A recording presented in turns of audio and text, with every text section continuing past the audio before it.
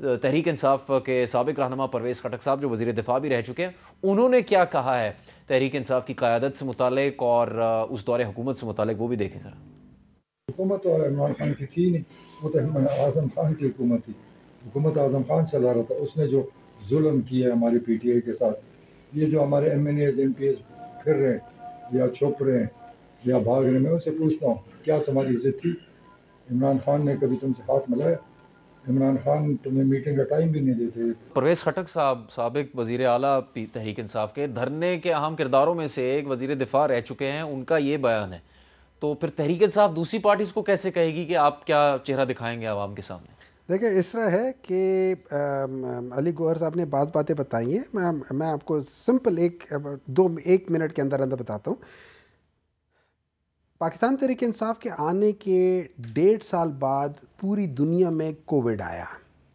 Covid نے جو تباہی مچائی پوری دنیا میں، اس کی وجہ سے اکانومی کے اوپر ڈائریکٹ امپیکٹ آیا۔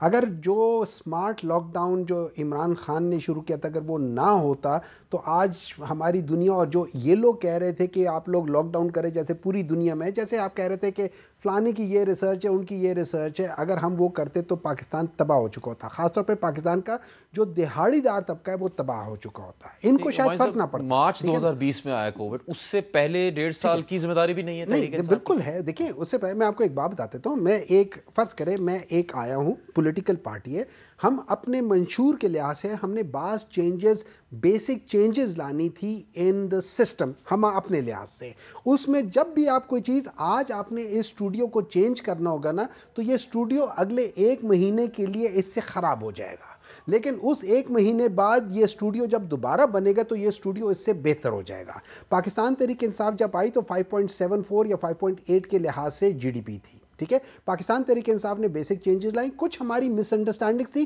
کچھ ہماری کوتاہیاں بھی تھی، اس میں کوئی شک نہیں ہے، ٹھیک ہے، اور کچھ اس کی وجہ سے تھی۔ ہم لوگوں نے ڈپ کیا، ہم لوگوں نے ڈپ تقریباً 1 point something G D P تک ڈپ کیا یہاں سے، لیکن وہاں سے ہم آگے کدھر چلے گئے؟ 5.87 یا 5.9 کے قریب چلے گئے۔ اس کے بعد اگلے سال کدھر چلے گئے؟ 6.1 پہ چلے گئے۔ تو ہمارا پروگرس بہتر ہو رہا تھا۔ ہماری ریکارڈ ایکسپورٹس، ریکارڈ آپ کو agriculture, record textile, record remittances, record large scale industries, ہر جگہ پہ ہم لوگ جا رہے تھے، جتنے بھی ہمارے پیرامیٹر تھے، یہاں تک کہ نمبر 1 جو آئی ایم ایف تھا، آئی ایم ایف کا یہ بیان ہے، یہ 2022 میں فیبری میں تھا کہ پاکستان کی جو گروتھ ہے وہ سسٹینیبل ہے۔ اب پاکستان نے اگر پی ٹی آئی نے اگر ایک غلط ڈیسیجن لیا بقول ان کے کہ آپ لوگوں نے تھوڑا سا ان کو مارجن دے دیا ہے، یہ 5 روپے بجلی پہ، اور وہ اگر یہ لوگ آئے تھے اور یہ اتنے کیپیبل تھے، اتنی کیپیسٹی تھی، اتنی عقل تھی، اتنی سب کچھ تھی، تو یہ اس کو ریورس کر دیتے نا۔ پی ٹی آئی کی فروری کی تقریر کی بات کر رہے ہیں، نہیں، پیٹرول سستا کیا، جس میں پیٹرول سستا کیا اور بجلی سستی کی نا، اس کے بعد جب یہ لوگ سارے آئے تو یہ ریورس کر دیتے۔ آئی ایم ایف کی شرائط کے خلاف گئے، اختلاف اگر وہ کہتے نا بھائی آپ لوگ اپریل میں آ گئے تھے، مئی میں آ گئے تھے، آپ لوگ اس کو ریورس کر دیتے، کیا کسی نے روکا تھا آپ کو؟ لیکن ان کی کیپیسٹی نہیں ہے، نون سے نااہل، نون سے نالائق، نون سے نکمے، نون سے یہ سب چیزیں ہوتی ہیں۔ آپ اس کو غلطی تسلیم کر رہے ہیں؟ نہیں، میں کہتا ہوں اگر غلطی تھی تو چینج کر دیتے۔ لیکن کمنگ بیک ٹو اپنے جو پرویز خٹک صاحب ہے، دیکھیں جو کام میں آج آپ کے ساتھ نہیں کر سکتا، اور میں کہتا ہوں کہ اعظم خان اصل میں پرائم منسٹر تھے، تو یہ تو میری نالائکی ہوئی نا، میں وہاں پہ منسٹر تھا، فیڈرل منسٹر تھا، اور اگر میں اتنا ہی نالائق نکمہ ہوں کہ میں اس ایک بیوروکریٹ کو میں بائی پاس کر کے عمران خان سے بات نہیں کر سکتا، تو یہ تو میری نااہلی ہوئی۔ تو why are you putting it on somebody else؟ Why? This shows کہ ہاؤ مطلب انکیپیبل ہی واز۔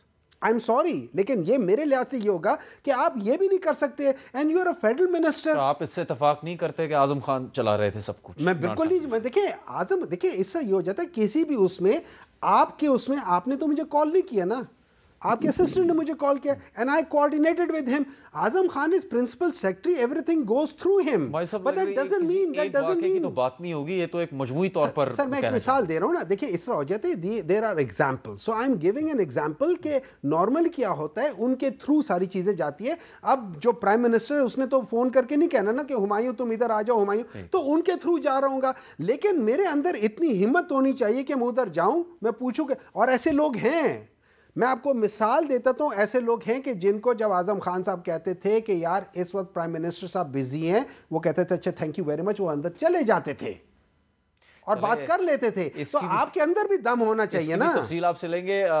مایوں محمد صاحب نے اس بات کو تسلیم کیا ہے کہ اگر سابق وزیر اعظم کی غلطی تھی فروری میں آئی ایم ایف کی شرائط کی خلاف ورزی کرتے ہوئے قیمتیں گھٹانا, تو اگلی آنے والی حکومت ساتھ وہ چیلنج بھی دے رہے ہیں کہ اس کو ٹھیک کر سکتی تھی. لیکن اس کی ایک پوری لمبی کہانی ہے کہ کس طرح پھر شوکت ترین صاحب نے اور دیگر شخصیات نے آئی ایم ایف سے معاہدے کی راہ میں رکاوٹیں کھڑی کی تھیں. وہ ایک لمبی بحث ہے. جو ملکی سیاست میں اختلاف سامنے آ رہا ہے وہ تحریک انصاف کی دیگر سیاسی جماعتوں سے اختلاف کے علاوہ مسلم لیگ نون اور پیپلز پارٹی میں بھی آ رہا ہے.